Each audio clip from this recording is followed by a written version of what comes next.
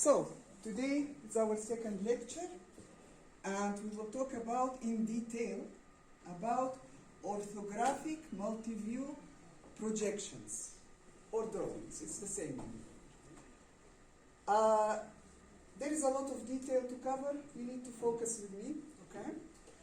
Now, probably everybody knows by now what is an orthographic drawing.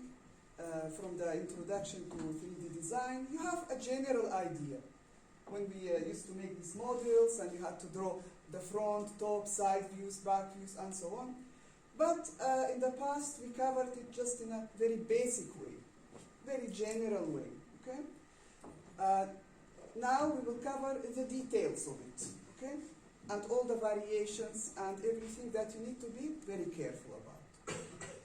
So, what is an orthographic projection or drawing? Orthographic multi-view drawing, okay? It is a 2D representation of a 3D object. So here we can see this is a two-dimensional representation of a three-dimensional object. So, we have a three-dimensional object and we draw it, each of the views separately. So, here we have a front view, a right side view, a top view, okay? And here we can see the front view is represented. Then next to it we have the right side view, and then we have the top view from the top. All of the views are aligned, okay? Just to remind you, everything is aligned. There is also other details that come to the drawing, but this is the basic thing. Now here there is three views. There is other drawings you will see in a bit. So this is the first thing. So we have some kind of a three-dimensional objects that you need to draw from all the sides, all the views. So if this was your design that you want to design, you need to show it from all the views so anybody can understand how to make it. So if I want to build this model, I need to understand it from all its views, from all directions, including measurements, including other details. Now, there is usually 6 views in an orthographic multi-view drawing. 6 views. Front, top, bottom, side 1, side 2, back view, okay? So 6 views is the complete, okay?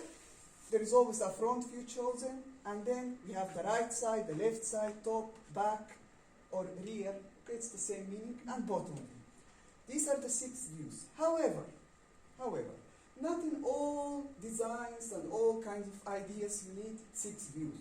Sometimes it's a very simple object that can be represented using only 3 views. So, could you please close the window at the back? Because it keeps moving. So, sometimes if the object is very simple, you don't have to draw all the 6 views. Sometimes 3 views are enough. So we have a front view, a right side view, and a top view. This is usually what is used. It's okay, it's okay. So, front, right, top. This is usually the standard used if 3 views are used. If 6 views are used, then all of them are drawn. So it depends on the complication of the object. Now, usually, this is here an example with 6 views. Okay, so we have the front view. The front view is the principal view that you always start with, and all the other views, how they are placed, how they are aligned, and how they are rotated, depends on this front view. So, all of the views are aligned perfectly, every detail, okay? We will go over this again later. But the arrangement of the views is not chaotic. You cannot place any view wherever you want. It depends on the rotation. We will talk about it in this lecture in a little bit, in more detail. So the front view, if you remember, we always choose it first. Which is the front view? And then base all the views on it. Here are some examples of objects, real products, drawn with 6 views. 6 views, okay? So we have a front view, bottom view, top view, and a back view. Now, where you put the back view, I could put it here also. Okay, it's not. This is also okay if the rotation is correct. Okay, so this is a 6 view example. This is another example of this object here. Very simple.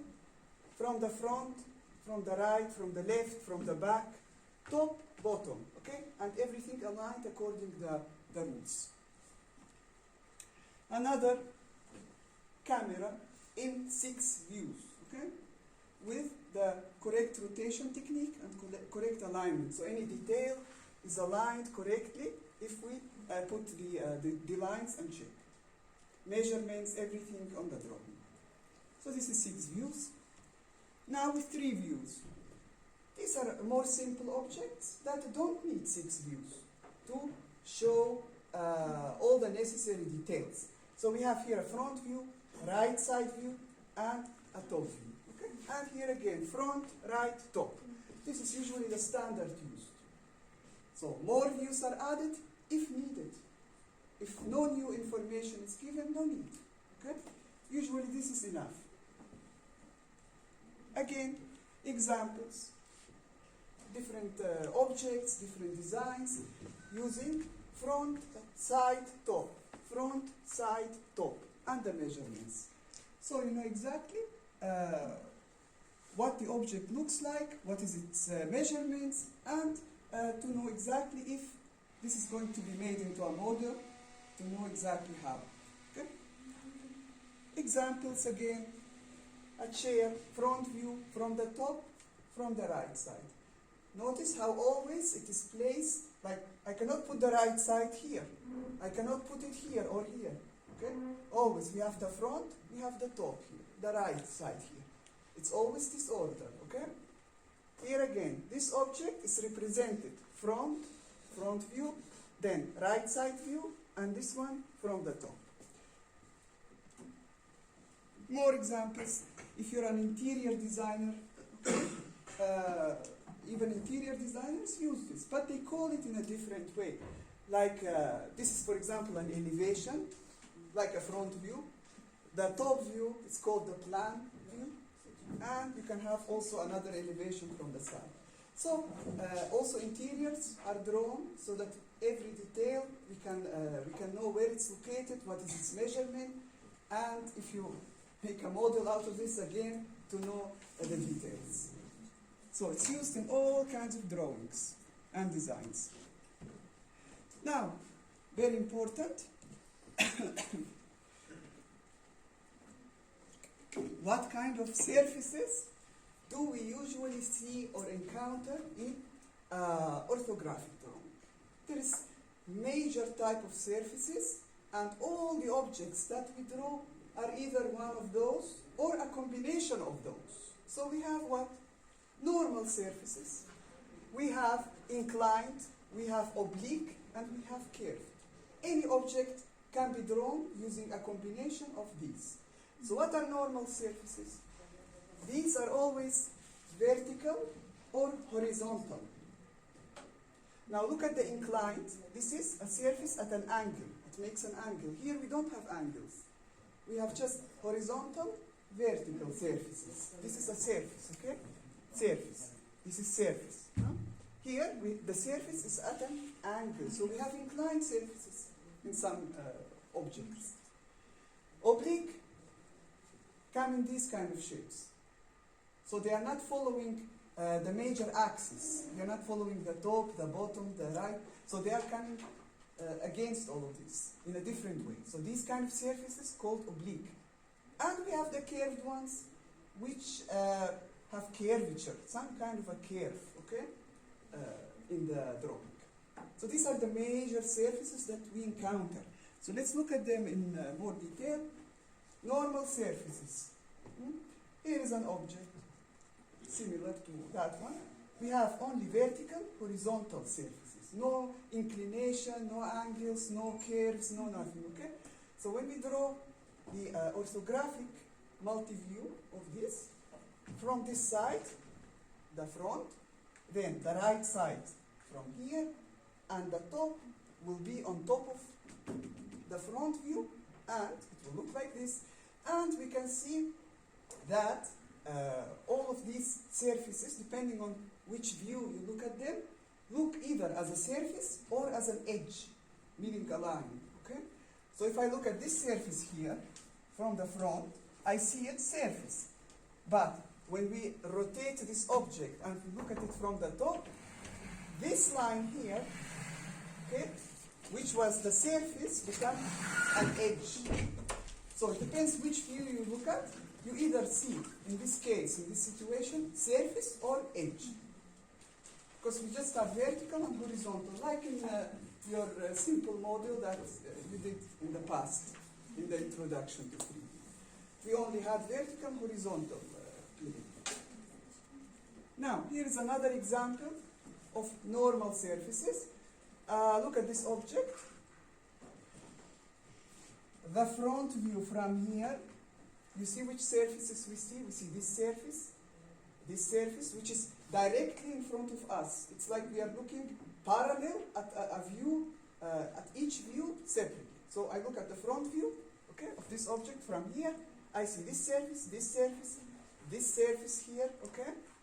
And all of the others that are not facing me, I don't see. And because they are not at an angle, not oblique, not inclined, so I don't see them, okay? So I only draw the surfaces that I see. Now, when the rotation happens, the surfaces that I see here become line. Like, for example, this object here we saw it as a surface in the front view, this here. But here, we see it as edge. Okay? The same with this. Here, we see it as a surface, which is this area. Here, we see it as edge. But they are perfectly aligned. So if we take a line from here, this meets. If we take a line here, this meets. Okay? So every view tells us information. When we put the views together, it tells us the full information about the object. What do we see from the top? This surface here is here. This surface we can see here. And this one from where is this surface. All the others that are not facing you from that particular view, you don't see. When we have normal surfaces, okay? So vertical and horizontal. Now what happens if we have surfaces at an angle? Now, in some of the views, they appear as an edge. Sometimes they appear as a surface, but foreshortened, not the real measurement of it. So for example, here, this is here the object. The front view from here, so we see this surface. Where is this surface? This one, okay? As a front view. The real measurement of the inclined surface is this one here. The real measurement, okay? But when you draw it from the from the right side here, what will it appear? This is what you will see, which is if you take a line from here and if you take a line from here. So here we don't see the real measurement. We see a foreshortened one. We see the distance from here to here. Remember the triangles we used to draw in the introduction to 3D design? I used to tell you that you're measuring from here to here, and this is the distance, basically. So, now from the top, what will happen? What will happen to this inclined surface? Here, this is the distance. From the top, this is the distance. So, this is the real size, but from the top, it will look. So, you take a line from here up, a line from here up, this is the distance. So, it's like a triangle. From the top, you will see this. From the side, you will see this. So, inclined surfaces in orthographic drawing, from some of the views, they will look foreshortened. This is perfectly fine, okay? But we need to understand this difference. Okay, now, here is another example. This object with 3 views from the front. Which surface do we see? This surface here, which is this one. And what is this here? This is this surface. Now, the others that are at a different angle, so we have this one, it's at perpendicular, at straight down, okay? So we can see them. These are in the other direction, we don't see them. Now what about the inclined surface? What about it? Here, in this view, we see its true measurement, its true size. But when we go to the right side view, what happened to this line? Okay? You take it from here, you take a line from here, and it's foreshortened. So it's basically this distance. From the top, the inclined surface will be this distance. So if you take from this point up a line, from this point up a line, this is the distance you see. Okay? So, again, the foreshortening because of the inclination.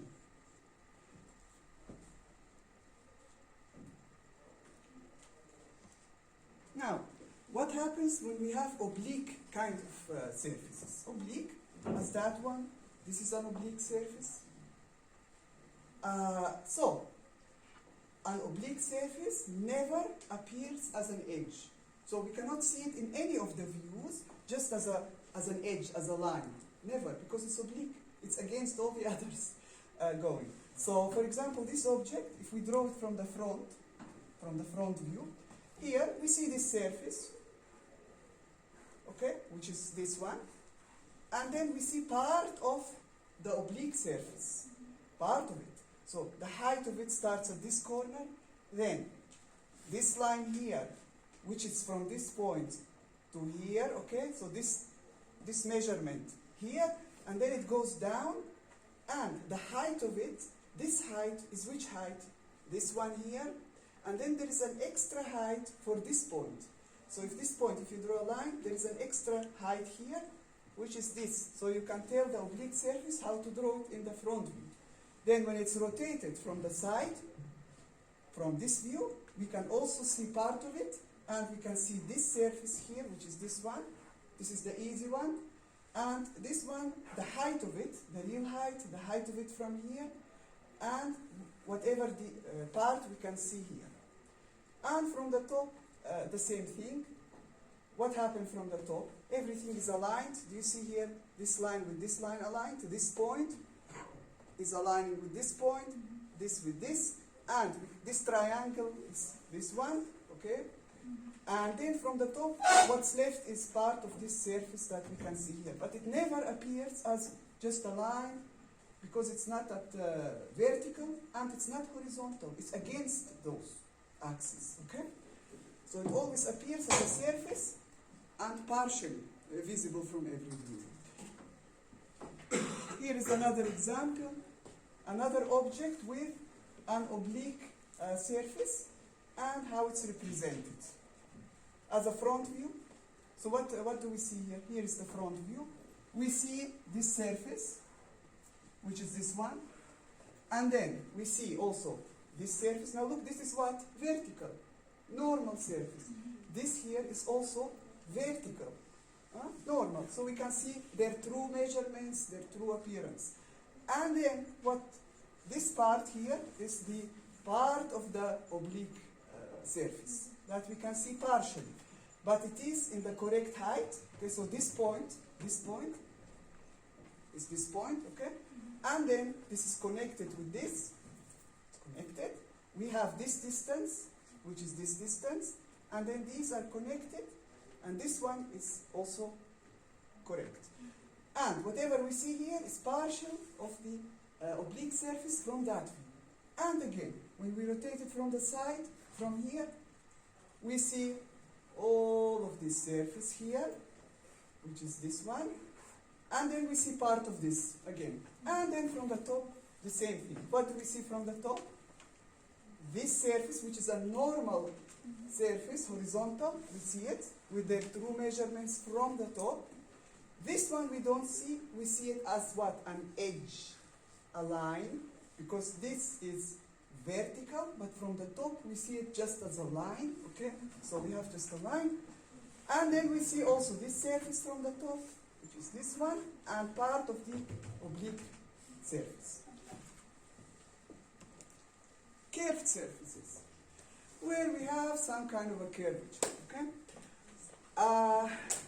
Now, there's different types of curves that normally you can encounter. This is, for example, from a straight line, and then going into a curve, and then continue with a straight line. And this is a smooth transition. Look, there is no immediate transition. Here, on the other hand, we have straight, and suddenly it changes into another direction, and then become here an edge and go down straight. So here we have a smooth transition. Here we have a different kind of transition. Okay. So when we draw these kind of surfaces in an orthographic multi-view drawing, just keep one thing in mind. When you draw smooth transitions of this surface, like this is the front view here. If I draw this from the top, I don't need to put on my drawing line here, okay? Because the line will indicate a sharp transition. But I need to put line here and line here. So you can see here, look at this object from the side, and here the sharp transition. So if we take a line from here and a line from this edge, there is a line here. It indicates a sharp transition. You must put these transition lines, okay? But if it's just a smooth, from straight to curve to straight, there is no sharp transitions, you don't need to indicate a line on the drawing. Let's see another example. Oh, we don't have another example. Okay. So this is a small thing, but in a drawing, it can create some confusion. So when you put a line on the drawing, it indicates an edge, something transitioning sharply, okay? So if this doesn't happen, don't put it. Now, in the past, in our introduction to 3D design, we used one type of rotation. When you used to draw your model, and some of you did staplers later, we used the third angle rotation, a specific type of rotation that is used in orthographic multi-view drawings. Now, today we will look at, again, remind you what is the third angle rotation and also what is the first angle rotation. You need to understand this well, okay? So listen carefully. So we take an object. So, what was the third angle rotation that you already know? Okay? So if we have an object and we select the front view, let's say, for example, I select this to be the front, okay, the front from your vision, okay? Now, if I want to draw the rotations, the top, the side, all the views, the third angle rotation is going in this way. So front view, if I want to draw the top view, it's basically this view from the top. I rotate it this way, and I draw the top view on the top, okay? So top, front, and the bottom at the bottom, okay? So the top is here, the front is here, the bottom is here, and it's rotated in this way. Now the side view, if I want to draw this one side view here, another side view here, like a 6-view orthographic drawing. The side view that is here is this side view, the closer one to this view. So this side view, okay? Now this is the front. The other side view is from here, okay? Here. The back view is another rotation. So, of course, it depends on the view that you choose for the front. If I choose this to be the front view, then the top view will be like this. The bottom view will be like this from here. And then the side view, this side view will be here in this way. The other side view here, and the back view like this, okay? So this is third angle rotation. But what happened in the first angle rotation? The rotation is very different. So where is the third angle? Third angle rotation, we have a front, the top is always on the top, the bottom view is at the bottom, we have right, we have left side, and we can have a back view, okay? Now, the first angle rotation, look what happens. Front view is still the front view, okay? But bottom view suddenly become here the top view. Here the top view becomes the bottom view. The left side becomes the right side, and here, so it's like a switch. So how did this happen? It's another type of rotation. Now, we have this type of rotations because in some parts of the world they use this, in some parts they use this, and any engineer who looks at a third angle rotation drawing, it must be, okay, it's in third angle, it must be done correctly. or in first angle must be done correctly. But you cannot mix them. You cannot mix them together. It's either this or this, and both are correct. Now, so first angle projection, what happens? We have a front view. For example, this is the front here, like this. Then, what happens when we rotate it? Now, let me choose first of all this. So this is, for example, the front. If I want to rotate it in third angle projection, what did I do? The top view becomes this and put here. But in the first angle projection, what happens? I will rotate it this way and this goes at the bottom. Okay? So the top view goes below. And the bottom view, which is like this, comes here. So the whole object is rotated. The rotation is in a different way. So again, I rotate the front view like this. The top becomes here and the bottom goes up here. Now, the side view, in the third angle rotation, this side is put here and this side is put here. Now it's the opposite. Now this side will go here and this side will go there. So this side here, I will rotate it and it will go here. And the other side, I will rotate it and draw it here. So the rotation is a little bit different, but you must be very careful to use either this or this. You cannot mix them. So the rotation technique, very important. And here, it's very clearly illustrated. It's the same views. So here you have a front, here you have the top, the bottom, the same. They are located in a different location. Okay? And to not confuse what type of rotation the designer used or the engineer, they have symbols for each. So this is the symbol for the third angle rotation. This is the symbol for the first angle rotation. So later when you put the labels on your sheets with the correct measurements that I explained last class, there is also this label on every drawing depending on what I ask you to do. So if I ask you draw it in third angle rotation, you will put me this, okay? The first angle, this. If you turn them the other way around, we will get confused. So did the student use this method or this method? We don't. Any symbol you put, any technique you use must be correctly applied, fully, so that we understand the drawing. Okay. Here is another example of the same object, but drawn with first and third angle rotation. Here is the front view, the same. The third angle rotation, this side, which is closer here, okay, it's placed here. This side is placed here. Then we have the bottom and we have the top. Here the opposite. We have this side placed here, this side placed here, the top is placed here and the bottom is placed up here. And look at the symbol, also they put it correctly.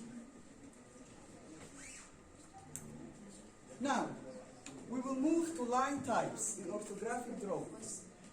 Line types, we have several. If you remember from the introduction to 3D design, we used very basic line types. Like, if you remember the object lines I used to talk about, hidden lines, and we had construction lines, these type of things. And I used to tell you object lines have to be heavier, hidden lines, different, drawn with dash. And so all this basic stuff. Now we will see more line types, okay, and more details about these lines. It's still general, you know, if you really go into the engineering drawing, it becomes more harder. I extracted only the things that we need as designers, okay? So we will not go into all the details.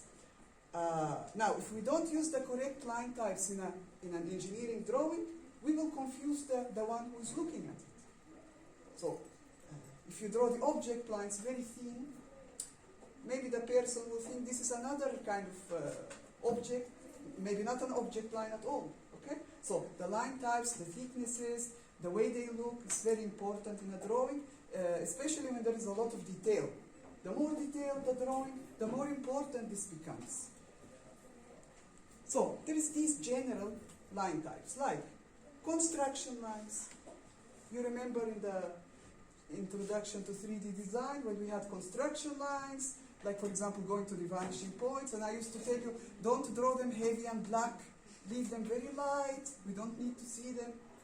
They are just lines that help us in the construction of an object, but we don't really need to see them, you know, like black on the paper. So construction lines should be lighter.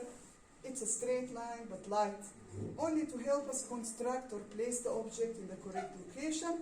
That is its purpose, not to be seen heavily on the drawing. We have dimension lines which show the measurements. You also know about this. So we have a line, in the middle we have a number, okay, and then we have arrows from the sides. We will see examples in a minute from all of these. Object lines, look, it's heavy, black, okay, visible. It is the outside of an object that needs to be clear. It needs to stand out from the paper. Hidden lines, you remember those, okay, dashed lines to draw the hidden lines inside an object whenever needed. We also have center lines. This one we didn't use before. Center lines, if you have circles or part of circles, okay, we need to show where is the center. So center lines used, and we have also section lines. So when we visually, imaginably cut an object through and we want to draw the section of it, we will see this in the future in our class, in the project applied, and also in exercises. We will explain about this more, but this is how the line looks when you draw sections. Here are some examples. We also have this type of line, the extension line. This is the line that goes from, for example, you want to show from here to here what is the measurement, okay? And of course you need to put the measurement outside the object and to show, but how to show from where is this to where? There is an extension line that extends from the object, and there is always a gap left here. A small gap, it can be 1 millimeter, 1.5 millimeter. It's small, but it's left as a gap. In the past, you used to just draw a line here, go up, and just put the measurement. But when the drawing becomes complicated, you need to make sure you leave that gap everywhere. Otherwise, it can confuse the reader as if it is part of the object. So anything that is not part of the object, you don't connect it with the object. Okay? So you leave the gap. This is important. And then you put measurements here. Here you can see this is the object line. Do you see how dark and heavy and clear it is? This is the outside of the object. Here we can see dashed lines, the hidden lines inside the object. Okay? We have center lines, we have dimension lines, and so on. Let us see other examples here. Now, this is specifically about the object lines. So the outside line of an object. This is a 3D object. When you draw this 3D object in orthographic view, multi-view, so front, top, side, the object line needs to be also heavy. Okay? But you show only what is seen in that specific view. So notice here, this is the front here, the front view from here, okay? So we just see this. Now when we look at the right side view from here, there is also a circle, an opening here. We see it here, and we see it as an object line. This is part of the structure of this particular view, okay? Now when we look from the top, we see also this circle here, okay? And there is a smaller one inside. So we draw them heavy. These are part of the main object, the outside lines that we see. We don't see these from here. We don't see this one here, okay? Okay. Now, construction lines, the lines that help us construct an object. Look at these lines. You can barely see them. This line here, this line, with they're very, very lightly drawn. Because in orthographic multi-view drawing, you need to make sure that the views align. Like for example, this must be perfectly on the same line, this must align with this, everything must align. So you need to draw the construction lines first, where is the object located, and then draw the details inside. But these construction lines, light. Okay, very, very light on the paper.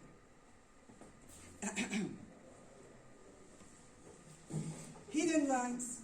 Again, the same object, but now with hidden lines. So we have here, from here, the front view, but now we can see here inside what is happening inside this object. We have an opening here, and we have a hole.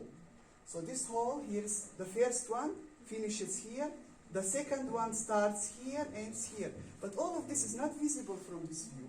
So we draw as hidden, dashed lines. It needs to be dashed, because if it's not dashed and you just draw straight lines, we will confuse it with an object line, okay? We will think, oh, okay, it's like this circle. It's something that we can see from the view. But if we don't see it, if it's hidden, everything is dashed. You see? Center lines. Now here we have circles. So we need to put center lines. The center line has a specific shape. It's not a dashed line. It's long, short, long, short. So it's a long line, short line, long line, short line, okay? And this specifically, it shows that there is a circle. And it has to go through the middle and through the middle. And here, when we have circle, it has to go through this way and through this way. The center line. Wherever you have circles, you need to have it. The rules of center lines. You cannot just draw any like line, short, long, and you need to be careful. In the middle, it needs to make a cross. You can have either the cross with the long lines or the cross starting with the short line.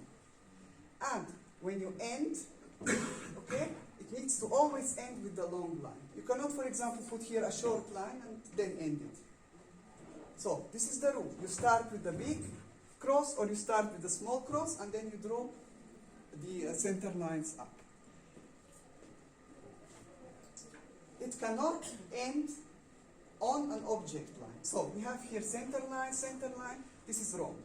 If it ends here, it's wrong. It must extend beyond the object. Because anything you end at a specific place like this, it can easily be confused with an edge. It can easily be confused, oh, this is here part of it's some kind of an edge of an object. But it's just a center line. So you need to finish it outside.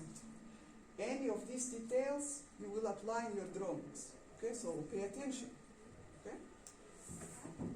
Full concentration here, because any detail we forget later in the drawings, it will have consequences. Okay? All of this should be applied perfectly. Again, examples with center lines. Here is, look at this object. There is here an opening, a circle. So, in the top view, here is the center line. Look how the cross starts, okay? And how it ends beyond the object lines, okay? The center lines. Now here, what do we have? We have a circle at the top and a circle here, and they are both aligned. So we have here a circle, and they're perfectly aligned. So if we put a line through this here, this is the second circle, this is the top circle, this line aligns with this. So in this case, the center line, we connect it. When we connect a center line with one circle and another circle, it indicates that they are aligned. Because sometimes the circle is here, another circle is here. Then the center line not aligned. But if they are exactly on top of each other, we can put a center line that's connected. Okay? In the correct view, of course. This is the front, this is the side, and then from the top. The dashed lines, what are these? The hidden. The hidden lines that we cannot see from this specific view. So from the front, when I look at this object, which is here the blue, this here, I cannot see the circles. That's why they're drawn with dashed, because they're hidden. Okay? So, now, when we have a circle, when we have a complete circle, the diameter is shown. Last class, I covered a little bit about symbols. And this is the symbol of the diameter. So this circle has diameter. What's diameter? For example, from here to here. Okay, so what's the diameter? This is the sign of it. Great. Now this is a complete circle. Here we have an arc. Okay? In arcs, we show the radius. not the diameter. If you put diameter, look, this is arc, radius, this is the diameter. If you put here diameter, we will think it's a complete circle. So it's not, it's just an arc. So what is the radius of it? You put it, okay? This is here the most important, actually. Here is, again, examples of center lines, and there is something here interesting that we didn't see before. This is a part, okay? But this part can move. It can move. It can move this way, that way, this way, that way. So, if we have a moving part, you can show it in an engineering drawing by drawing the original part as object line, dark lines, okay? And then showing the second part. For example, this is the start, and this is the finish. So this is the limit of the movement. You can show this one with dashed lines. And actually, it doesn't have to be, it can be anything that you draw. Always when there is a movement, you can show the beginning, and then what happens with dashed lines when the movement happens. And here, this is the path of motion. So how does it move? In a circular motion, okay? So this is also drawn on engineering drawings.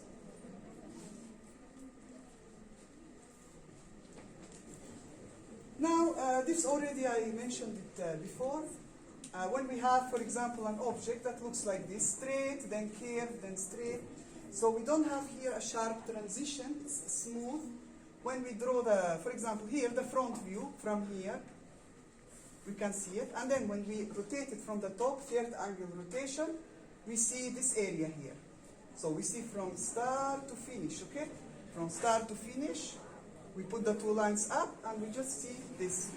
We don't see anywhere lines in this area. But when we have an object like this, so the front view, for example, this view here, and then when we draw the top view, everything is aligned. Do you see this corner, which is for this line? It's aligned, it's aligned. And we draw the line because there is a sharp transition. We also have fillet lines. These are called fillet lines. You did come across them in the past when you used to draw the stapler in your introduction to 3D design, but we didn't cover in detail the names, or like it was more of a just to understand how to draw an object. But in reality, objects have sometimes fillets, okay? And they can be drawn in this way in orthographic multi-view drawings. Section lines.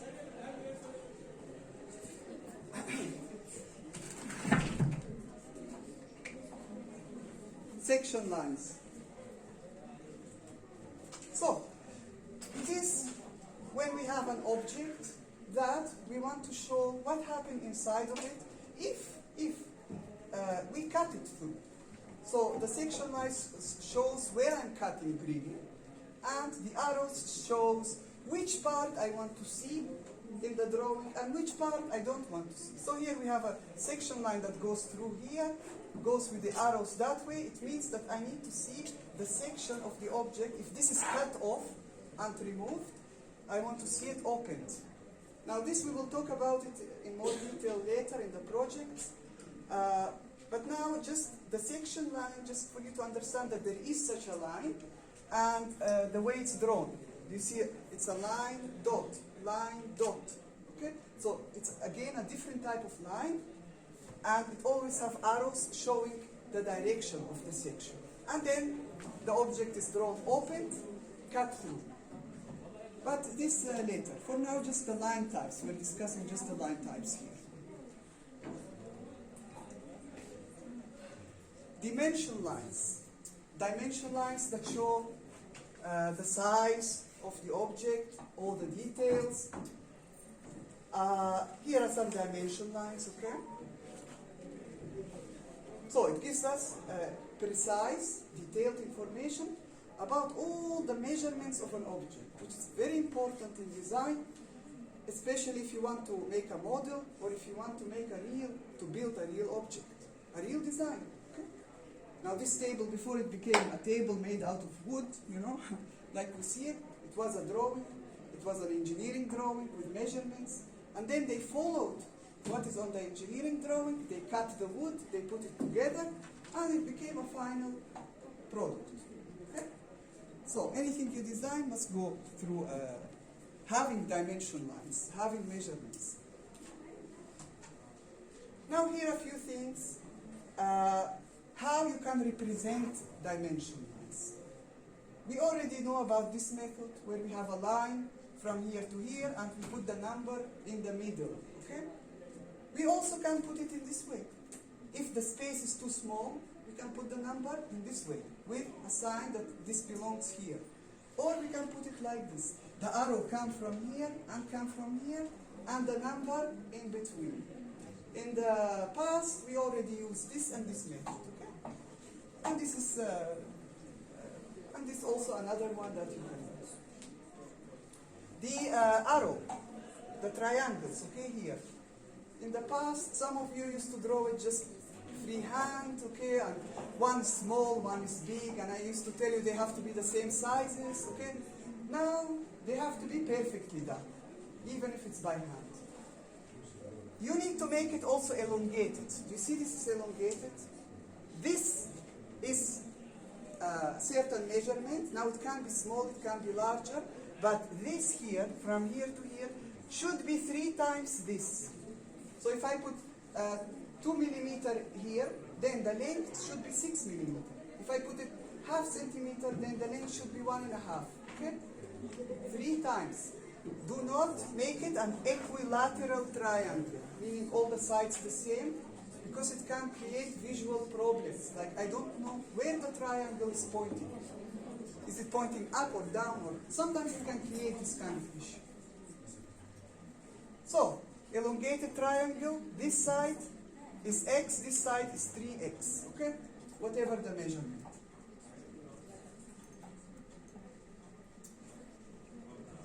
So, we already explained what is a dimension line. It's clear. It should also follow these guidelines. It must be accurate. Correct values must be given. Remember, when you place a dimension line with a number, this number should show the real measurement of the object, the final object. Even if the drawing is scaled, it's drawn small to scale, when you place the number, this side, for example, what is it in reality? If it's 100 centimeter, you put it 100 here, okay? Even if the drawing is scaled down. And it must be accurate, okay? Must be clear. They must be in the correct locations. They must be complete.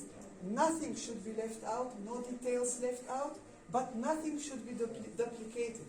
So, do not repeat. Like you already put a measurement for a specific detail, you don't need to repeat it here and there and on all the views. You put it one time, but you don't leave any detail out. Everything must be legible and readable and clear. So, like this for example, okay? We can see here an object and it has measurements, dimension lines. They are organized, clear, everything is, nothing is missing, nothing is left out. There is also something else that's interesting here, which I discussed last class when I talked about the symbols. I said sometimes you can have, for example, 2 objects, 2 details, that are the same size. You don't have to, for example, tell me, oh, the diameter here is 6 and this one is 6 again. No need to repeat. You put 2 times 6, 2x, okay? Go back to the symbols and you can see. If I have 3 circles, I will put 3x, if they are the same size. So I know immediately, okay, they are the same. No need to repeat the measurements. So, reduce the information as much as possible, so not to overcrowd the drawing. Dimensions of objects should always be put outside, not inside. This is not correct. So here the dimension is put inside the object. Inside the object, this is wrong. It must be outside. So you put extension lines with a distance here, and then you put the measurements. Not inside. If you remember from the past, when I used to tell you, the dimensions should flow from the small to the large. Staggering of dimensions from the small to the large. Not one big line here, one small, one big, one. No. You must plan the drawing, what to put first, what to put second, so that they are in the correct order, and the spaces in between must be the same. Not one line far away, one line close. This is not good at all. Everything must be spaced accurately. So if you choose 1 centimeter here, one, everywhere it should be distance in the same. Here, the spaces, okay, must be equal. Also, look at this line. It has this dimension, it has this dimension, and it has this dimension for this line. Please try to organize them this way. For example, how could you do it in a wrong way? For example, I could put this line here, from here to here. This line could be here, this line here, for example. But then one go up, one go down. If you can put them all on one line, just the triangles show and the extension line show what you're showing, this is better. Okay? So everything in one line. Here, just more examples, okay, of what we already explained.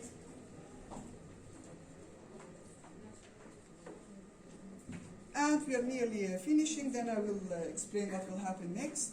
So these are the rules for the dimension lines. Basically, I explained all of these rules. Let me see just if there is something else that we didn't talk about. The text. Do you see here dimension text should be horizontal? So, what does it mean here? So when we have dimensions, do you see here objects with measurements?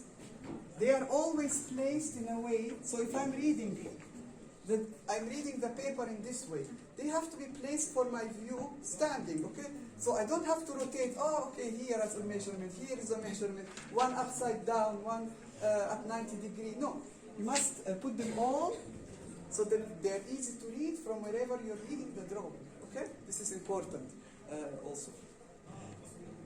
All the other rules, I believe I explained.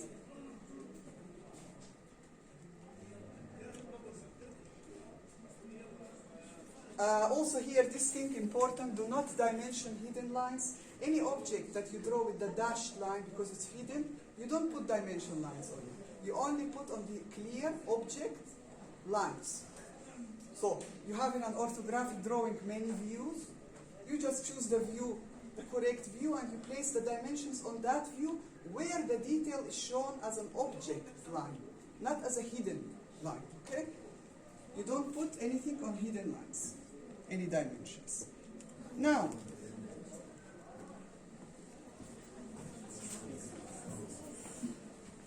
all of this, what we explained today, must be studied if it's not already in your brain.